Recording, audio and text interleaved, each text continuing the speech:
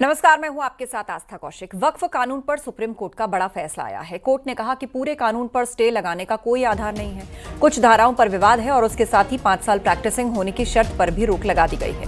ये कानून लागू रहेगा, लेकिन कुछ प्रावधानों पर रोक लगाई गई और कोर्ट ने यह भी कहा कि पूरे कानून पर रोक का आधार नहीं है, न ही रजिस्ट्रेशन पर कोई रोक होगी और साथ ही बोर्ड में गैर मुस्लिम की नियुक्ति पर भी रोक नहीं होगी।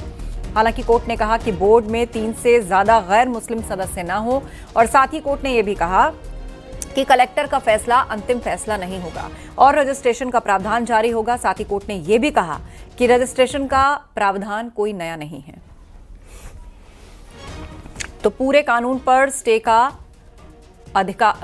लगाने का आधार नहीं, यह सुप्रीम कोर्ट ने स्पष्ट किया और कहा कलेक्टर का फैसला अंतिम फैसला नहीं होगा। कानून लागू रहेगा, कुछ प्रावधानों पर रोक लगाई गई है।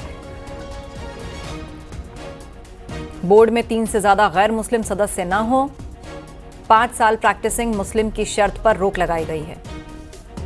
कलेक्टर का फैसला अंतिम फैसला नहीं होगा। सुप्रीम कोर्ट ने क्या महत्वपूर्ण बातें कही, ये हम आपको बता रहे हैं। इसके अलावा रजिस्ट्रेशन का जो प्रावधान है वो जारी रहेगा। रजिस्ट्रेशन का प्रावधान कोई नया नहीं है, ये पूर्व से चला आ रहा है। सुप्रीम कोर्ट ने कुछ धाराओं पर भी रोक लगाई है।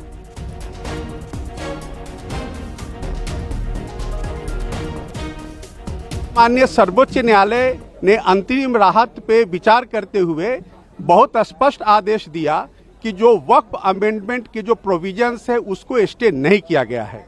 दूसरा बात उन्होंने कहा है कि जो रजिस्ट्रेशन का जो मुद्दा है उस पर भी कोई स्टे नहीं है, यानी कि जो वक्फ रजिस्टर्ड नहीं है या जिसको रजिस्टर नहीं कराया जाएगा वो वक्फ प्रॉपर्टी ट्रीट नहीं होगा।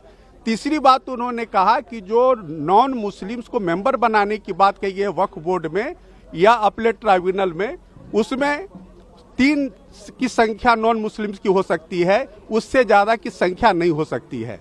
चौथी बात जो उन्होंने कहा है कि जो भी आप किसी को कहते हैं कि इनका वक्फ प्रॉपर्टी जायज नहीं है, कानून सम्मत नहीं है, तो जो प्रोसीजर प्रिस्क्राइब्ड है वक्फ एक्ट में इंक्लूडिंग अमेंडमेंट एक्ट, उसके हिसाब से ही आप उसको उस प्रॉपर्टी से।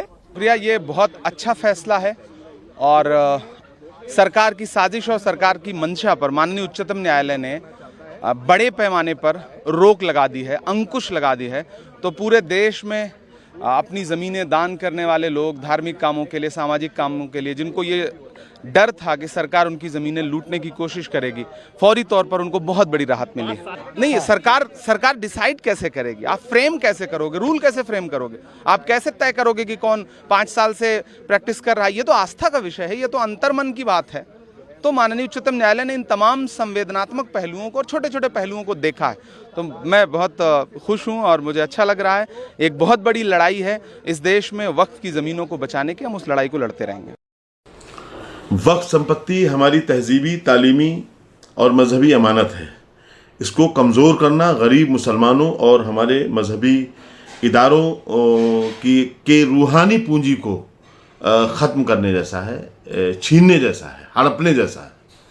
तो जो सरकार पहले इसको हड़पना चाहती थी, छीनना चाहती थी, आज कहीं ना कहीं सुप्रीम कोर्ट ने हमें उसमें राहत दी है अपने अंतरिम फैसले में। अभी आखिरी फैसला बाकी है।